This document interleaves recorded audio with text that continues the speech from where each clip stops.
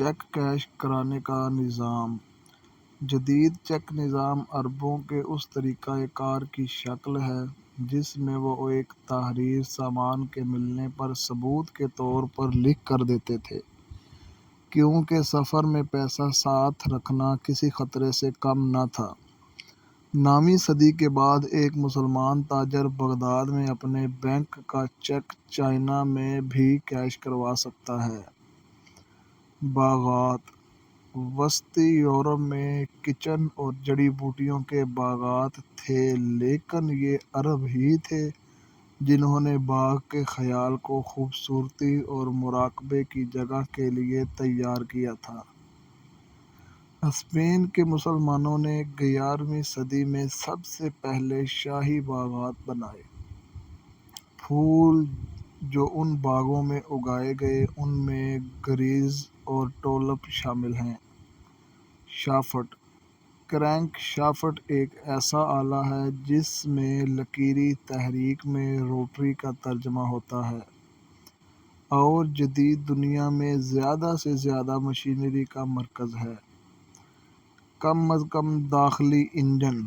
انسانی تاریخ میں مکینیکل ایجادات میں ایک بہت بڑی ایجاد جسے ایک غیر ملکی مسلم انجینئر الجزائری نے ایجاد کیا تھا، آبپاشی کے لیے پانی کو بڑھانا تھا۔ ان کی کتاب غیر ملکی مکینیکل آلات کا علم سے پتہ چلتا ہے کہ انہوں نے والوز اور پسٹن کا نظام بھی ایجاد کیا اور پہلی مکینیکل گھڑی بھی ایجاد کی جو پانی اور وزن سے چلتی ہے، اور یہ الجزائری بوٹس کا بھی موجد تھا، اور اس کتاب میں ان کی دوسری 50 ایجادات کا مجموعہ بھی بند تھا۔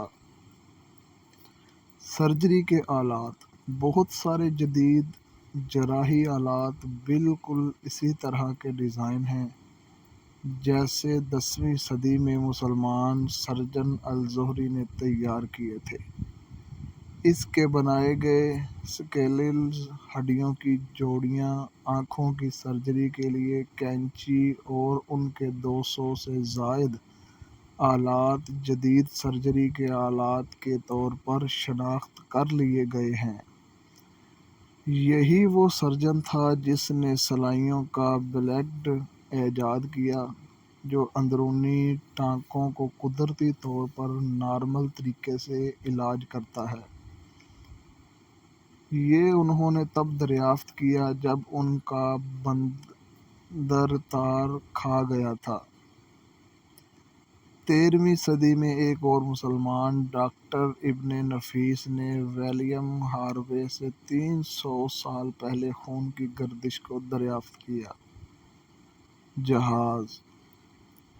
رائٹ برادرز کی اس دنیا میں آمد سے تقریباً 1000 سال پہلے ایک مسلم شاعر، موسیقار، انجینئر عباس ابن فرناس نے بہت کوشش کی اڑنے والی مشین بنانے کی، اور 852 میں انہوں نے لکڑی کے ایک ڈھیلے چھتے کا استعمال کرتے ہوئے کورڈوبا میں بڑی مسجد کے مینار سے چھلانگ لگائی۔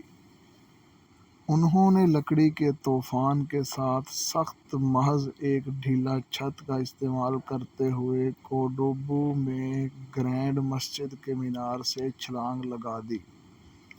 انہوں نے ایک پرندے کی طرح اڑنے کی امید کی، لیکن ایسا کچھ نہ ہوا۔ لیکن لکڑی کے چھت نے ان کے گرنے کی رفتار بہت آہستہ کر دی۔ یہ پہلا پیراشوٹ تھا جن کا انہوں نے سوچا تھا، جس نے انہیں معمولی زخم بھی دیے۔ سن 875 میں جب وہ 17 سال کے تھے انہوں نے ایک پیراشوٹ ایجاد کر لیا جس کے ذریعے انہوں نے دوبارہ ایک پہاڑ سے چھلانگ لگا کر اڑنے کی کوشش کی۔ انہوں نے ایک اونچائی پر اسے 10 منٹ تک اڑایا اور پھر صحیح طریقے سے نیچے بھی اتارا، لیکن یہ پیراشوٹ نیچے اترنے پر ٹوٹ گیا۔ یہ اس وجہ سے ہوا کہ انہوں نے اس پیراشوٹ کو ایک دم نہیں لگائی۔